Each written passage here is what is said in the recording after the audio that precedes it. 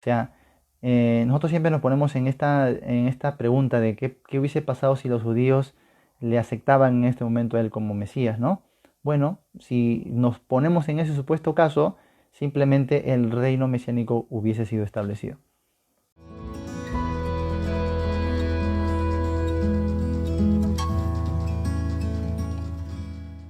¿Ya? El Evangelio de Marcos. Ese es el primer evangelio que se ha escrito. Probablemente, no podemos asegurarlo, pero hay un común acuerdo entre todos los estudiosos que probablemente Marcos sea el primer evangelio escrito. Mateo es un evangelio posterior, ¿ya? ¿Por qué? Porque tiene como dije, este objetivo, este propósito de hablarle a los judíos quién es realmente Jesucristo. Muy bien, acuérdate que judíos no solamente habían en Galilea, en Palestina, sino en toda la diáspora. O sea, había que conquistar a judíos helenizados, o sea, judíos que están viviendo en tantas naciones, con tantas hablas, con tantas culturas. No era fácil en estos tiempos llegar con el Evangelio. Así que necesariamente tenemos que tener un punto común para todos los judíos. Y creo que ese fue el Evangelio de Mateo. Entonces, en nuestras Biblias ha sido puesto en primer lugar, no porque fue escrito primero, ¿ya? Sino porque su enseñanza, su mensaje, la forma en que redacta el Evangelio, se acopla perfectamente a la hilación del Antiguo Testamento, ¿sí? Ahora, los más antiguos cristianos eran todos de procedencia judía, acuérdate, la primera iglesia fue 100% judía y había muchísimos, miles y miles de ellos. Así que es bastante lógico que Dios proveyera pues un evangelio, un libro para las necesidades de los primeros cristianos, ¿sí? Y como hemos mencionado, hermanos, podríamos anotar ahí un punto. Mateo retrata a Jesús como el Mesías y también podríamos decirle el ungido de Dios. Cristo significa ungido, simplemente, ¿no? Los profetas ya habían hablado de él. Cuando tú abres, por ejemplo, la Biblia en Hebreos capítulo 1 y vas a darte cuenta ahí cómo es cuando alguien le habla a los judíos es diferente. Cuando Pablo escribe a gentiles, usted va a notar una diferencia. Pero aquí, por ejemplo, vamos a ver. Cuando se le habla a hebreos, mira cómo dice. Dios, habiendo hablado muchas veces y de muchas maneras en otro tiempo a los padres, por los profetas, patriarcas, profetas. Está hablando con judíos. Dos, en estos postreros días nos ha hablado por el Hijo, a quien constituyó heredero de todo y por quien asimismo hizo el universo, ¿no? Así que a los judíos se les habla diferente, sus patriarcas, los profetas, las escrituras, el Cristo y todo esto. O sea, les dice, todo esto ya estaba en nuestras escrituras. Al judío se le presenta de manera diferente a Cristo Jesús, ¿sí? Ahora, un tema distintivo en este evangelio, hermanos, ya también lo hemos mencionado, es el reino de los cielos, ya que los judíos esperaban a un Cristo reinante. Eso es lo que ellos esperaban, un Cristo reinante. Mateo narra las parábolas de Jesucristo, obviamente aclarando los misterios del reino. No confundamos las parábolas con la iglesia. Jesús en las parábolas no trata de la iglesia. Él mismo lo va a decir en propia boca de Jesucristo. Dice, yo les hablo en parábolas, número uno, para esconder la verdad de los misterios del reino de los cielos. ¿A quiénes? A los incrédulos, a los que no creen, a los que rechazan, pero para darles a conocer a quiénes, a los hijos del reino, a los discípulos, a los que sí creen. Así que cuando Jesús explica las parábolas, él mismo lo dice, el reino de los cielos es como o es como una, o es como tal, porque está hablando del reino de los cielos. O sea, le está hablando a judíos acerca de el reino mesiánico. No confundan las parábolas con la iglesia. Así que aquí se está explicando el reino de los cielos que va a ser inaugurado o debería ser inaugurado inmediatamente con el ministerio del Señor. O sea, nosotros siempre nos ponemos en esta pregunta de qué hubiese pasado si los judíos le aceptaban en este momento a él como Mesías, ¿no? Bueno, si nos ponemos en ese supuesto caso, simplemente el reino mesiánico hubiese sido establecido. Pero obviamente que no iba a suceder así. ¿Por qué? Porque ya Dios en su plan, en su omnisciencia y en su presciencia, Dios ya sabía cómo iban a resultar las cosas. Así que nada le cogió a él de sorpresa. Todo ya estaba previsto. ¿Qué iba a suceder después de la muerte de Jesucristo? ¿Ya? Muy bien. Aquí estamos, hermanos, en el ministerio del Señor Jesús. Podríamos decir, estamos en una etapa de siembra, ¿ya?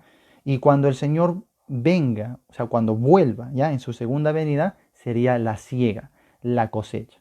O sea, la primera venida es como la siembra. En Israel, el Señor Jesús está dejando sus semillas, ¿no? Está sembrando el Evangelio del Reino. Cuando Él vuelva, va a cosechar los frutos. Sencillo es que entendemos la escatología, la naturaleza de los evangelios. Muy bien, el autor no es discutido, es Mateo, que también se llama Leví, no hay que confundirnos. Leví o Mateo son los mismos. Es un cobrador de impuestos. Para la época se conocía también como publicano, ¿ya? Publicano era un cobrador de impuestos, o sea, era un judío que estaba al servicio del imperio romano para cobrarle los impuestos a los mismos judíos. Por lo tanto, los publicanos eran tremendamente abominables a los ojos del pueblo judío, ¿sí? No se sabe casi nada de él, sabemos su nombre, su ocupación, sabemos que está en la lista de los apóstoles. Después, hermanos, en el libro de los Hechos ya desaparece para siempre del escenario histórico. No lo vemos más. En el libro de los Hechos no vemos más a Mateo. Se le menciona brevemente en la lista, en la reunión de los primeros discípulos, primeros apóstoles, pero luego ya no sabemos más. La fecha de escritura de Mateo es probable que puede ser más o menos en el año 65 después de Cristo. Estamos hablando de un tiempo un poco lejano. Es casi, obviamente, antes del año 70, donde se va a destruir el templo. O sea, finalmente Roma sí cumple su palabra y en el año 70 viene y destruye a Jerusalén y el templo y todo eso. Entonces muchos ven esto como el cumplimiento de las palabras de Jesús, por ejemplo en Mateo 24, que en el año 70 se cumple. Ahora, nosotros creemos que históricamente se cumple en parte, porque eso es natural. Vemos muchas profecías que en parte se cumplen históricamente, pero anuncian algo más grande, ¿no? A grande escala en el futuro. Entonces, en este sentido, como que esta destrucción primera es un anuncio de lo que realmente va a ocurrir. Así que todas las cosas que vamos a ver en estos tiempos son un cumplimiento en sí, ¿sí? Pero tienen un valor todavía profético a futuro. Por ejemplo, en Pentecostés, Pedro dice, esto es lo que dijo el profeta Joel, ¿no? Se está cumpliendo la profecía de Joel, pero cuando tú analizas bien, no se cumple totalmente, tiene todavía una aplicación a futuro. Así que vamos a ver muchas cosas como estas. No te confundas entonces con algunos que dicen, bueno, ya se cumplió, entonces ya no va a pasar porque ya tuvo su cumplimiento y tengas cuidado.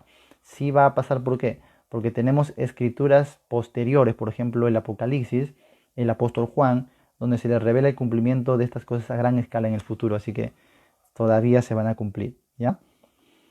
Muy bien, algunos han dado los siguientes argumentos para sostener que el Evangelio no fue traducido, sino escrito directamente en griego. Número uno, que el autor usa mucho el texto de Marcos en griego en una porción considerable del libro. O sea, Mateo, Marcos y Lucas son de la Septuaginta. Se sabe cuando alguien está citando la Septuaginta, obviamente porque entre que el hebreo, que es traducido al griego, aunque hay una traducción fidedigna, de todas maneras hay una particularidad que no se conserva, que ha quedado en el hebreo y una particularidad que queda en el griego. Se sabe cuando un escritor está citando el texto hebreo o el texto griego, no se sabe, solamente con leerlo. Y se sabe que Jesús, por ejemplo, citaba mucho la Septuaginta, ¿no? Y aquí Mateo también va a citar mucho la Septuaginta. Para los que no saben qué es la Septuaginta, es una traducción que se hizo en la época.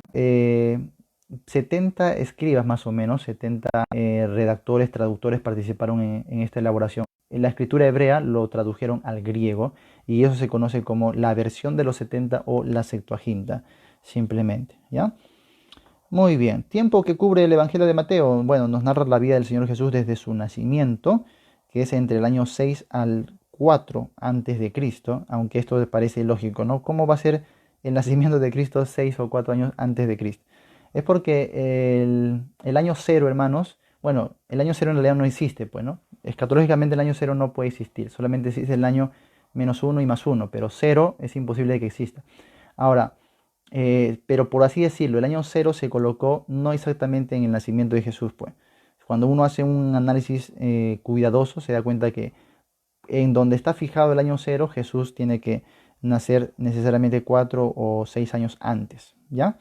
Y nos va a narrar, pues, hasta su muerte, hasta su resurrección, que es un periodo más o menos entre el 26 al 30 después de Cristo, ¿sí? Muy bien, ¿cuáles son los destinatarios y el propósito de la carta? Como ya hemos dicho, los evangelios no son las cartas eh, como las cartas doctrinales a la iglesia, ¿sí? Hay que tener cuidado. Pero es evidente que Mateo escribe su evangelio, hermanos, pensando puramente en una audiencia judía. O sea, él está escribiéndole a una audiencia, a un público netamente judío, ¿ya? Propósito, o sea, hablando de Juan, Juan dice, ¿no? Estas cosas se han escrito para esto, pero en cambio cuando hablamos de Mateo no tiene una declaración específica donde nos dice, bueno, para esto yo escribí, ¿no? No nos dice eso. Así que el propósito tenemos que nosotros deducirlo, obviamente, de la lectura, del contexto, de todo eso, y es fácil. Pero ¿qué tenemos que hacer? Obviamente analizarlo. Y cuando lo analizamos, nos damos cuenta más o menos de su propósito original. Si tú abres Mateo capítulo 1, ¿cómo empieza el libro de Mateo? A ver, usted que tiene su Biblia ahí a la mano. Dice genealogía de Jesucristo.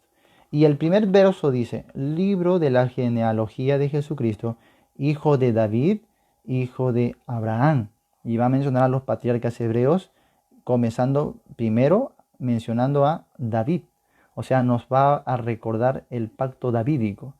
Esto rápidamente alude al reino, pues al reino mesiánico. Esto es el pacto davídico. Y a continuación dice, hijo de Abraham. Interesante, ¿no? Hijo de Abraham, obviamente por su legado hebreo, su legado judío y el pacto abrámico. O sea, el pacto abrámico tenía por lo menos tres cosas.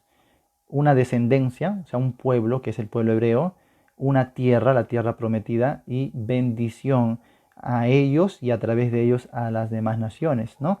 O sea, tenemos estas tres cosas en el pacto abrámico y lo que nos ofrece el pacto davídico es un rey que se siente en el trono de Israel para siempre.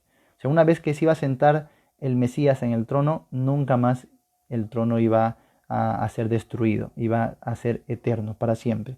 Así que te das cuenta que Mateo a propósito empieza diciéndolo así, ¿no?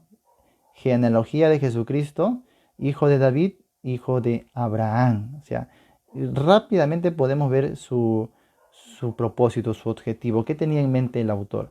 En Marcos, vamos a ver un ratito en Marcos, cómo empieza Marcos. Dice, principio del Evangelio de Jesucristo, Hijo de Dios, ¿no? Principio del Evangelio de Jesucristo, Hijo de Dios, como está escrito en Isaías el profeta. Yo envío mi mensajero delante de tu faz. Y comienza a hablar prácticamente de la vida de Jesús, sin esta antesala que hace Mateo de las promesas en David, en Abraham, el reino, la genealogía misma que usa Mateo apunta al reino. O sea, nos habla de la descendencia de Jesucristo. Terminando luego, vamos a ver aquí, verso 16, dice, y Jacob engendró a José, marido de María, de la cual nació Jesús, llamado el Cristo, el ungido, el Cristo, ¿no? Luego verso 17 dice, de manera que todas las generaciones desde Abraham hasta David son 14, y desde la deportación de Babilonia hasta Cristo, 14. O sea, te ha resumido toda la historia judía, ¿no? Todo el Antiguo Testamento hasta este punto. Tres grupos de 14 generaciones. Y claramente apunta al reino de Jesucristo, al reino mesiánico. Ahora, ¿qué más? Por ejemplo, vamos a ver aquí las peculiaridades que se van a usar. Por ejemplo, Mateo va a citar constantemente las escrituras judías, hebreas, y casi nunca va a explicar lo que significan. Contrario a los otros evangelios, donde se cita algo del hebreo, algo de las profecías, y el escritor le explica a su público, esto significa esto, esto quiere decir esto. En cambio, en Mateo vamos a tener más para que se cumpla la escritura, para que se cumpliese lo dicho por el profeta, porque estaba escrito, para que se cumpliese esto, ¿no? Constantemente. Por ejemplo, Mateo capítulo 1, dice el verso 22. Esto aconteció para que se cumpliese lo dicho por el Señor por medio del profeta cuando dijo. Todo esto para que se cumpliese lo dicho por el profeta. Vamos más adelante, capítulo 2, verso 17. Se cumplió lo que fue dicho por el profeta Jeremías cuando dijo, ¿no? Entonces se cumplió lo que dijo el profeta Jeremías. ¿Ya? Luego mira capítulo 3, verso 3. Pues este es aquel de quien habló el profeta Isaías cuando dijo, casi no explica, simplemente cita la escritura y le da un cumplimiento. Aquí se está cumpliendo lo dicho por el profeta. Te das cuenta que Mateo está relacionado mucho con los profetas. Por eso te digo, si tú no estudias los profetas antes de estudiar los evangelios, hermanos, no vas a entender. Y crees que no, con Mateo basta porque ya hay mayor luz. No, hermano. Los profetas son la base para entender los evangelios. Así que es importante que tú los leas y vas a ver cómo va a ser más rico tu estudio, tu análisis. Así que tenemos una peculiaridad aquí en Mateo. Mateo cita a cada instante las profecías hebreas y le trae a cumplimiento, ¿no? Ahora vamos a ver otras palabras claves o ideas características. Mateo es el único evangelio que menciona la iglesia en el capítulo 16. Vamos a ver acá. Y vamos a entender una cosita importante aquí, ¿ya? Mateo 16. Si tienes tu Biblia, por favor, ábrela, ¿ya? Mateo 16 dice el verso 18. Y yo también te digo que tú eres Pedro, y sobre esta roca edificaré mi iglesia, y las puertas del Hades no prevalecerán contra ella. Es la primera mención que se hace de la iglesia. Es que está siendo mencionada a futuro. Edificaré mi iglesia. O sea, yo sé que hay hermanos con muy buena intención que enseñan, hermanos, la iglesia estuvo en el Antiguo Testamento. Algunos me han dicho, la iglesia nació incluso desde el Génesis, ¿no? Ahí vemos a la iglesia. Y está en todo el Antiguo Testamento. Cuando Jesús vino ya estaba la iglesia. O sea, la iglesia existe en todos los tiempos. Una intención.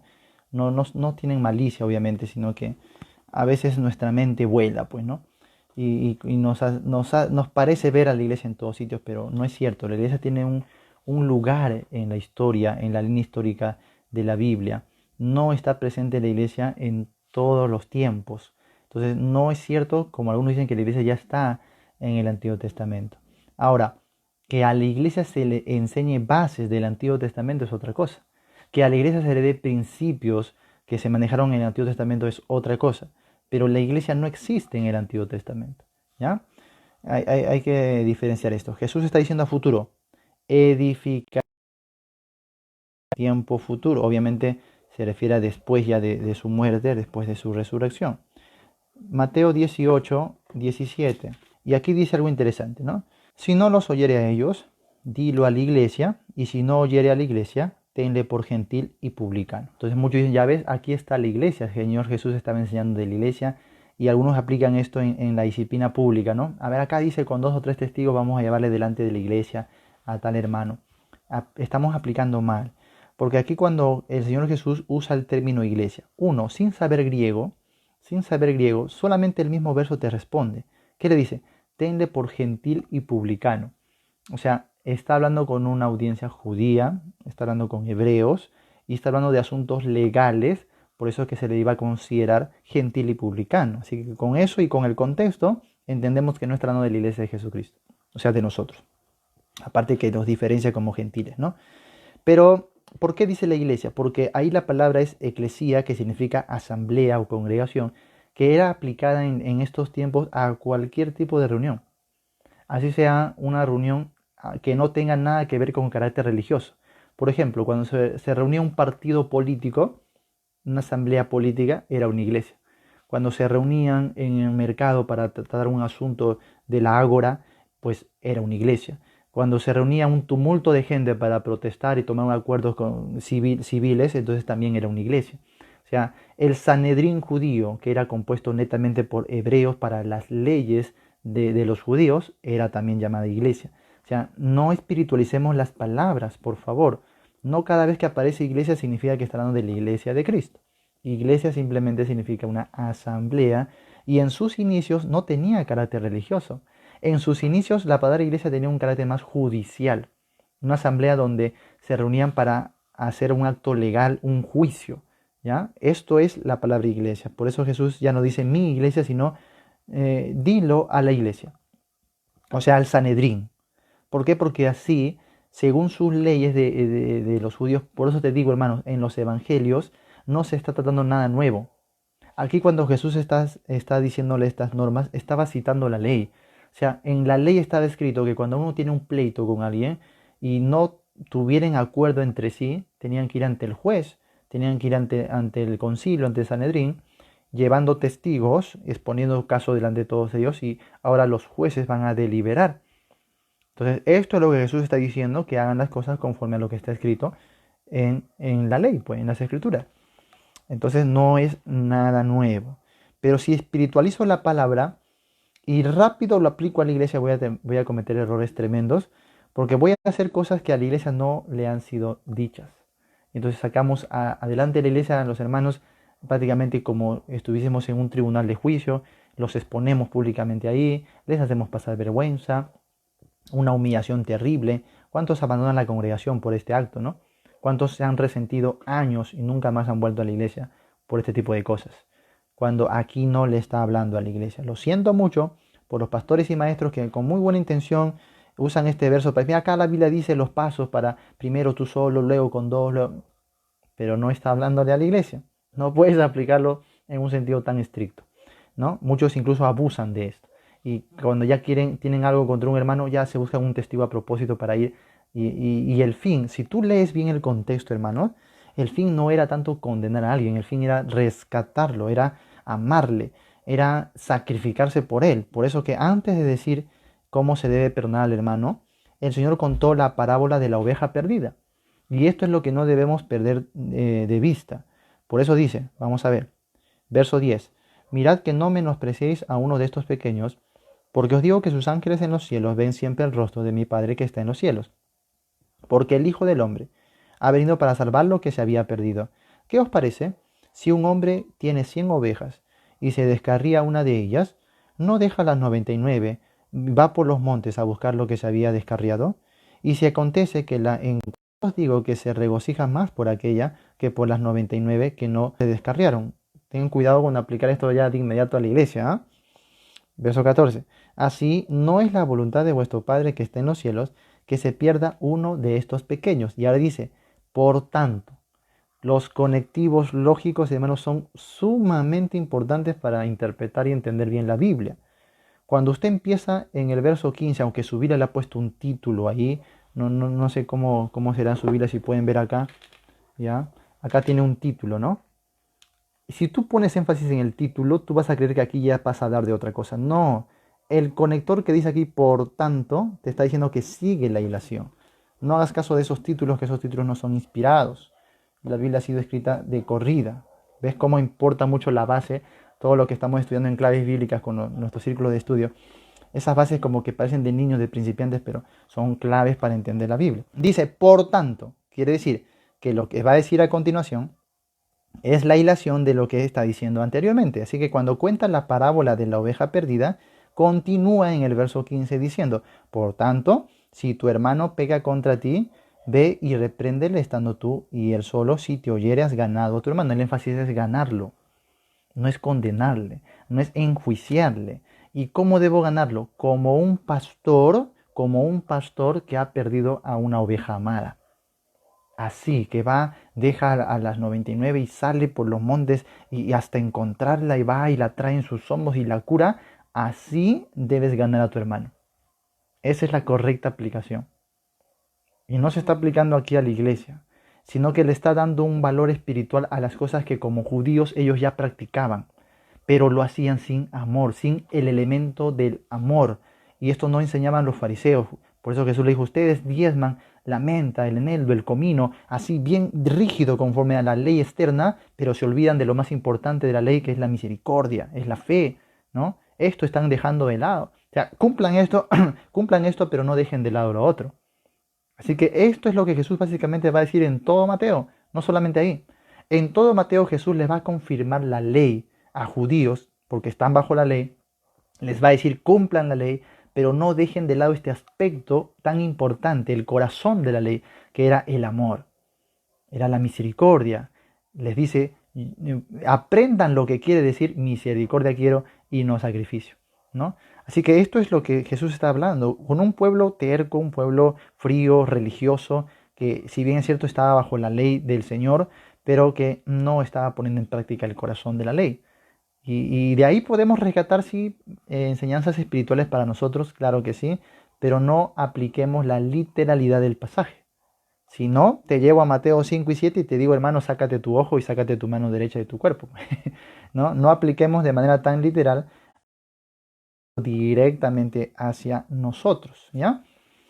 Muy bien, que esté de bendición y si es así, comenta ahí, hermanos, para que no te me duermas, ¿ya? ¿Tienes preguntas? Voy a revisar también cualquier preguntita, ¿ya? Vamos a ver, Mateo es el Evangelio también del reino. La enseñanza del reino de Dios es dominante y el término utilizado es el reino de los cielos. La escatología ocupa un lugar destacado, sobre todo en las parábolas y en el discurso de las últimas cosas que vamos a encontrar en Mateo 24 y 25 y también en Mateo 28, ¿no? O sea, la idea de Mateo es decirnos cómo finalmente va a ser instaurado el reino prometido, aunque va a ser rechazado, aunque el Señor Jesús de todas maneras el pueblo no lo va a aceptar, sobre todo de una manera formal, judicial, como debería ser. Él, sin embargo, les dice, de todas maneras el reino va a ser instaurado, de todas maneras. Ahora, capítulo clave, hermanos, capítulo clave, anota en tu Biblia, capítulo clave de Mateo, para que lo entiendas muy bien, es el capítulo 13, ¿ya? Es el capítulo 13, capítulo clave. Si te das cuenta, hasta el capítulo 11, el Señor Jesús está proclamando el reino. Podríamos dividirlo así en estas etapas, el libro de Mateo, ¿no? Primero la proclamación del reino. Y aquí Jesús prácticamente está presentándose como el rey prometido y le está ofreciendo el reino a los judíos. Le está diciendo, ya se ha cumplido, ya acepten el reino, arrepiéntense y ya está. Y por eso Juan vino antes, les preparó, ya sabían que era el tiempo del Mesías, así que tenían que aceptarlo. Jesús se presenta, demuestra su identidad como el rey, demuestra sus credenciales y demuestra también sus principios del reino.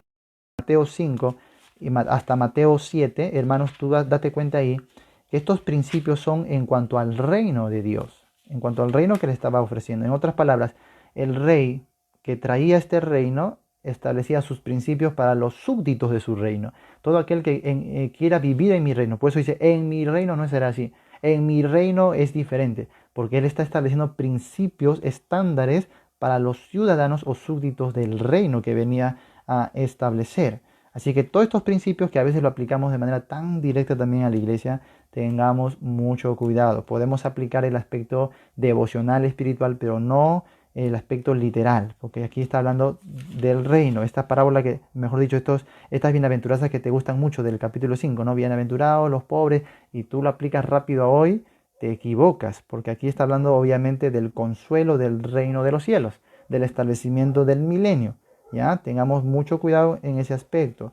Cuando hablamos de la sal de la tierra, la luz del mundo, todo eso se refiere al reino. No tiene nada de malo aplicarlo, pero siempre y cuando usted entienda la aplicación primaria y es que solo lo aplicamos de manera devocional, ¿ya? Pero no lo apliques tan estricto. Ahora, ¿por qué les digo que Mateo 13 es el capítulo clave? Porque hasta el capítulo 11 el Señor Jesús ha estado proclamando el reino, ha estado mostrando sus credenciales, sus principios, es más, está ofreciendo las señales de que Él era efectivamente el Mesías, está cumpliendo las profecías a la perfección. Y en el capítulo 12, hermanos, cuando Él sana a un endemoniado que es ciego y mudo, allí se da ya definitivamente el rechazo formal y deliberado de la nación. Son los líderes religiosos, dice en el verso 24, más los fariseos al oírlo decían, este no echa fuera los demonios, sino por Belcebú, príncipe de los demonios. Entonces hasta aquí cuando Jesús dijo, del Hijo del Hombre ustedes pueden blasfemar, pero en cuanto blasfeman del Espíritu Santo, esto no les será perdonado. Esto es en un contexto puramente del reino. No lo apliques a la iglesia, no lo apliques a creyentes, no lo apliques a gentiles. Esto es con la nación de Israel. O sea, el Señor Jesús viene, manda a Juan el Bautista, manda a los viene el Hijo de Dios, viene la proclamación, vienen las señales y ellos dicen no, no, no. Y mientras todo esto sucede, él les sigue ofreciendo el reino, les sigue ofreciendo el reino, les sigue ofreciendo el reino. Pero ¿qué pasa una vez que se mete con el Espíritu Santo? Ahí sí ya chocaron fuerte. ¿Por qué? Porque el Señor Jesús va a darles evidencias, señales milagrosas con el poder del Espíritu Santo. Y esto era el cumplimiento fiel, literal, de las promesas y las profecías del Antiguo Testamento.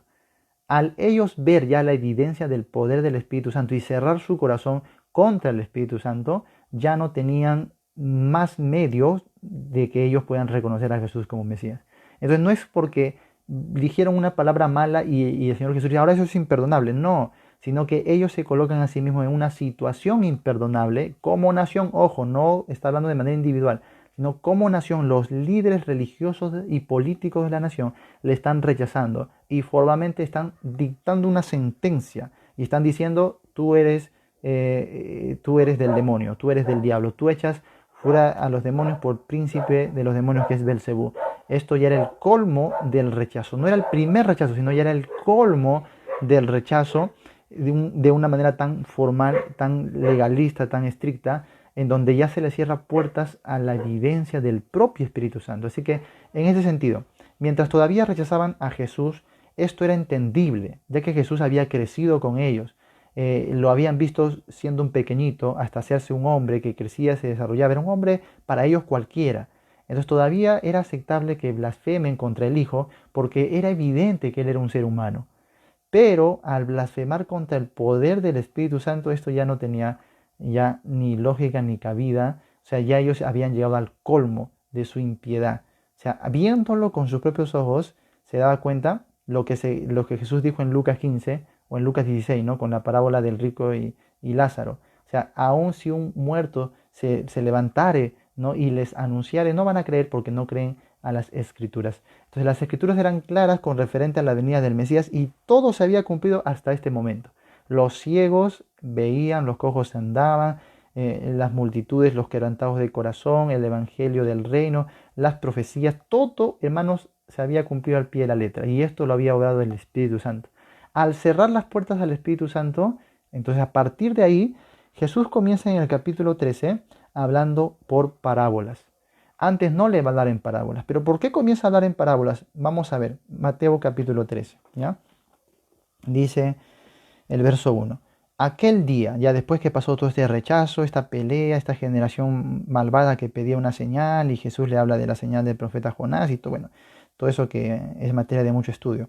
Pero en verso 1 del capítulo 13, dice, aquel día salió Jesús de la casa y se sentó junto al mar.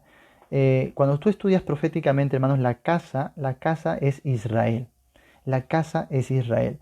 Por eso que cuando Jesús habla de este demonio que sale de la casa y la casa queda barrida y adornada y luego busca 7 demonios más, 7 espíritus como él y peores que él y vuelven y hacen morada, esa casa no está hablando de un ser humano, sino está hablando de la casa de Israel. O sea, Jesús está advirtiendo proféticamente ahí que tras el rechazo el Mesías le sería quitado, saldría de la casa y inmediatamente el poder demoníaco se iba a sentar sobre Israel y su postre estado iba a ser peor y eso se ha cumplido literalmente. Desde estos tiempos hasta los tiempos de hoy el estado de Israel es pecaminoso como no te imaginas. ¿Ya? O sea, y ahí los poderes demoníacos hacen lo que quieran, porque Jesús no está ahí, no está en casa, no está reinando, ¿ya? Pero en el milenio sí, pues va a venir a casa y va a eliminar a los enemigos del Señor. Entonces, esta figura de salió de la casa y se sentó junto al mar, proféticamente hablando, en la Biblia mar es símbolo de las gentes, multitudes. Así que aquí tenemos la figura como que se va a hacer un cambio. Bueno, hay como que proféticamente en cuadro, no de manera literal, pero en cuadro estamos viendo ahí un cambio dispensacional, ¿ya? O sea, Mateo 13:1 es la clave de esto. Y dice verso 2, mira, y se le juntó mucha gente, y entrando él en la barca, se sentó y toda la gente estaba en la playa.